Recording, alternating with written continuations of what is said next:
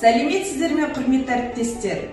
Мен өлеңмен ой өретін, жаңалықты жақсы көретін, ыбырай ізіне еретін, номер 1-ші сәбилер бақшасы даму орталығының қазақ тілі мұғалімі Мұхамеджанова Айжан Батылханқызы боламын.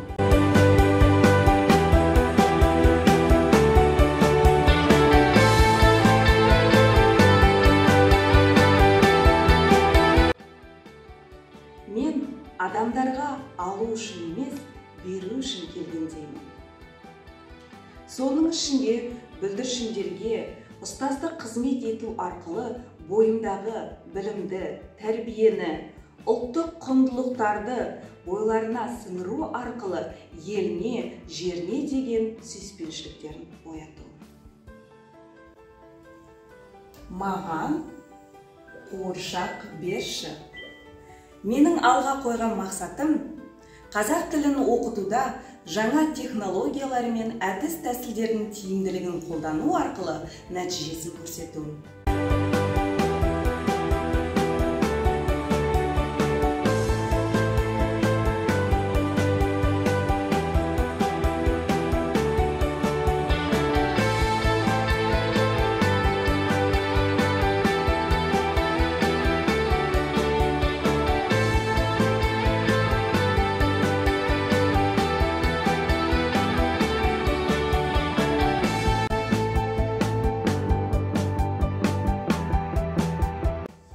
Мен бақыттымын, себебі еңбек жолымда өз миссиямды тапқан жанмын. Әрі жеке өмірім, отбасыма ризамын. Менің Құдай қосқан жолдасым, қос қанатты ұлдарым бар. Тұла бойым тұңғышым білім инновациялық лицейде оқыса, кенжем номер 36-шы мектеп лицейінде білім алып келеді. Біз қос бәйтерегім әкем мен анамның, асыл жанда атам мен енемнің дұғаларының арқасында тату-тәтті өмір сүріп жатырмыз. Ұстаз деген қазіргі өмір талабына сай, жан-жақты, 8 қырлы, бір сырлы болу шарт демекші.